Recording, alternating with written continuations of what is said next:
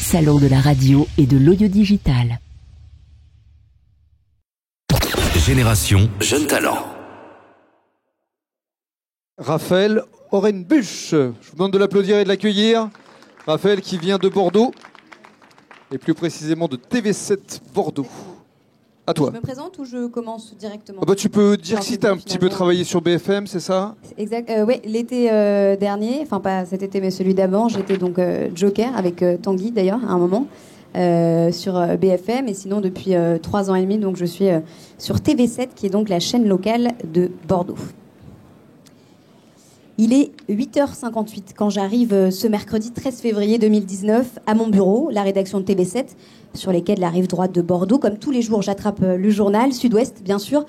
Je salue mes 4 collègues journalistes, mon chef d'édition et l'assistante de direction, tous déjà installés, un café à la main ou la main sur la souris de leur ordinateur. Nous voilà donc à peu près au complet. Nous, petite chaîne de télévision locale qui produit chaque soir 3 journaux télévisés, quasiment 2 heures d'infos fraîches. 5 journalistes donc, 4 sur le terrain et moi, présentatrice qui reste au bureau pour veiller sur l'actu, écrire, réécrire, hiérarchiser, préparer des interviews, appeler mes invités, caler des sujets parfois. À 9h12, le chef d'édition se dirige vers la salle Pays Basque, cette petite salle de réunion où nous le suivons pour faire le point, pour décider comment on va s'y prendre aujourd'hui pour couvrir l'actualité de la région avec nos moyens. À chaque jour son casse-tête, bien sûr, dans une métropole bouillonnante comme la nôtre, il faut parfois, souvent, faire des choix éditoriaux. À l'ordre du jour, ce mercredi, une réunion des commerçants bordelais, exaspérés par les manifestations des Gilets jaunes. Il y a aussi les assises de l'apprentissage. Et puis, le jumping de Bordeaux, c'est un célèbre concours équestre. À 11h07, je réussis enfin à joindre Catherine Fabre. Elle est députée de La République En Marche de Gironde et elle a justement participé à l'élaboration de la loi autour de l'apprentissage. Je lui propose donc de venir sur le plateau ce soir. Ça tombe bien, son train de Paris arrive à Bordeaux en fin d'après-midi. Elle me promet de se dépêcher pour être à l'heure pour le direct. 11h59, je rentre en plateau pour le flash de midi. Je mets mon oreillette, je cale mon prompteur. 5, 4, 3, 2, 1. Bonjour à tous, il est midi. Bienvenue si vous nous rejoignez sur TV7. Elle est l'essentiel de l'actualité et le ras-le-bol des commerçants. Ils se réunissent cet après-midi. Bref, un flash et hop, à la cantine avant de reprendre la préparation de la tranche du soir. 15h34, je finalise le conducteur des JT à destination du réalisateur. C'est calme aujourd'hui. Peu d'actu, j'ai de l'avance, je vais même avoir le temps de me maquiller peut-être un peu mieux qu'hier. D'ailleurs, c'est marrant parce que les invités sont parfois un peu désemparés quand je leur dis qu'on n'a pas de maquilleuse. Certains me demandent même si je peux les maquiller moi-même, ça crée toujours des situations un peu grotesques. 17h02, à 1h du direct, j'attends devant l'imprimante mes feuilles qui sortent. Comme j'écris un seul lancement par page, j'ai toujours l'impression d'imprimer un roman chaque soir. Tiens, mon portable vibre dans ma poche. C'est Jade. Jade ? J'étais en stage avec elle à LCI, elle bosse à CNews maintenant, mais on ne se parle jamais. Allô? Non, pas de problème, je t'en prie. Alain Juppé, à quoi? Ah non, je ne peux pas te le confirmer, je te rappelle. 17h03, je cours comme une dératée à travers la rédaction. Je déboule devant mon chef d'édition et je lui dis d'appeler la mairie vite. 17h06, la nouvelle est tombée. Un journaliste de Sud-Ouest vient de me la confirmer. Alain Juppé a démissionné. Je récupère mes feuilles à l'imprimante, je les jette à la poubelle. Il n'y a plus qu'un seul journaliste encore là à la rédac. Il fonce à la mairie, il faut tout réécrire. Imaginez une édition spéciale improvisée à 40 minutes seulement du direct. Voilà, j'ai voulu vous raconter une journée type dans une chaîne de télé locale. Bien sûr, j'ai choisi un événement qui a marqué l'actualité bordelaise l'an dernier. Mais la vérité, c'est qu'il n'y a finalement que des journées atypiques quand on travaille dans une rédaction. Aucun jour ne se ressemble. Et c'est ce qui rend, je crois, en fait, ce métier si palpitant. Bravo.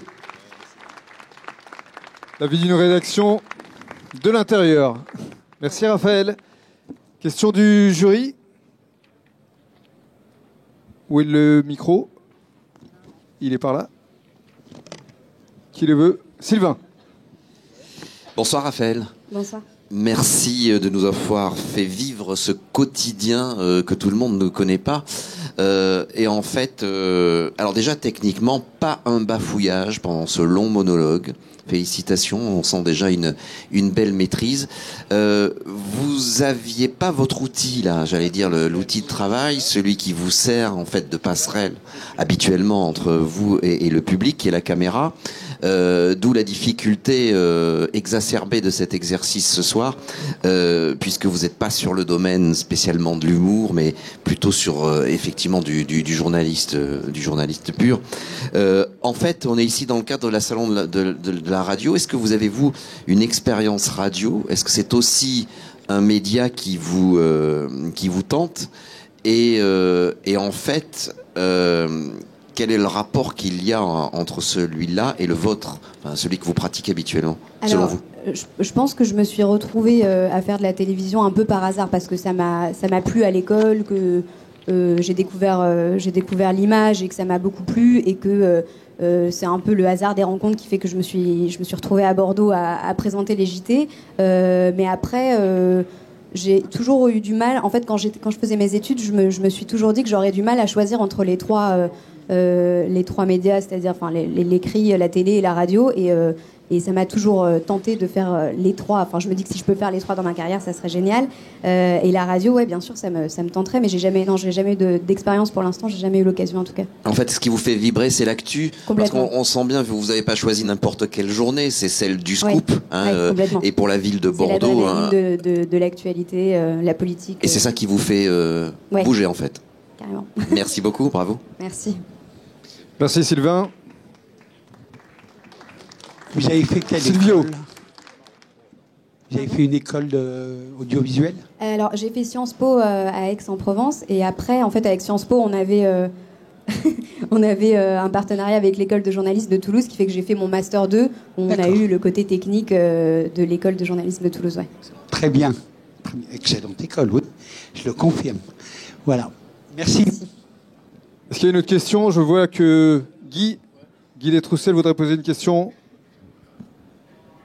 Alors ça va être plutôt une réflexion, j'ai pas eu l'occasion de prendre la parole jusqu'à présent, et je voulais te remercier, Raphaël, ainsi que Tanguy tout à l'heure, parce que j'ai la chance de diriger l'activité sur les marchés locaux, radio, télé, chez Médiamétrie maintenant depuis des années, et j'aime ce que je fais, et je pense que c'est grâce au talent que je vois ce soir, parce qu'il y a des très belles choses qui se font en local, en région, que ce soit en radio, que ce soit en TV, en presse bien entendu.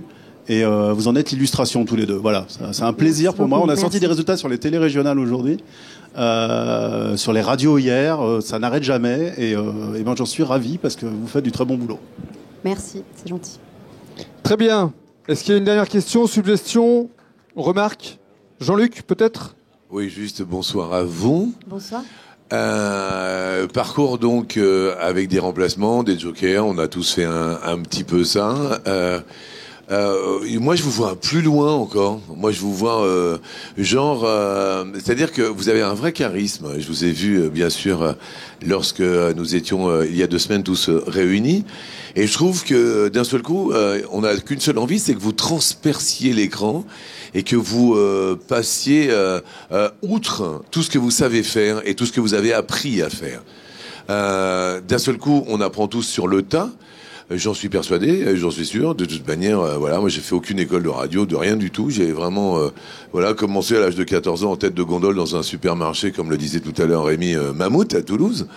Et je trouve que vous devriez vous faire peur.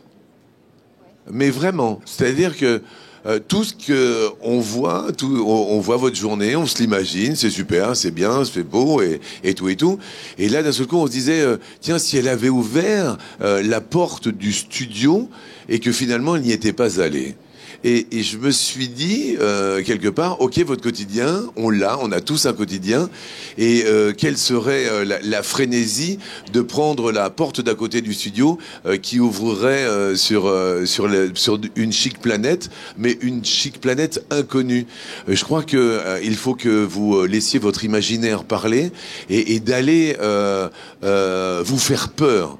Mais vraiment, sincèrement, vous faire peur. Bordeaux est une très très belle ville, mais je suis persuadé que vous allez, justement, en vous faisant peur, vous allez vous ouvrir d'autres fenêtres, comme dirait un nouveau meilleur ami qui était là juste avant vous. Merci Jean-Luc. C'est peut-être la suite. Merci. Ah oui, j'en suis persuadé. Voilà, on peut l'applaudir. Raphaël Orenbusch. Le salon de la radio et de l'audio digital. 3 jours pour découvrir toutes les nouveautés qui rythment l'ensemble du marché de la radio.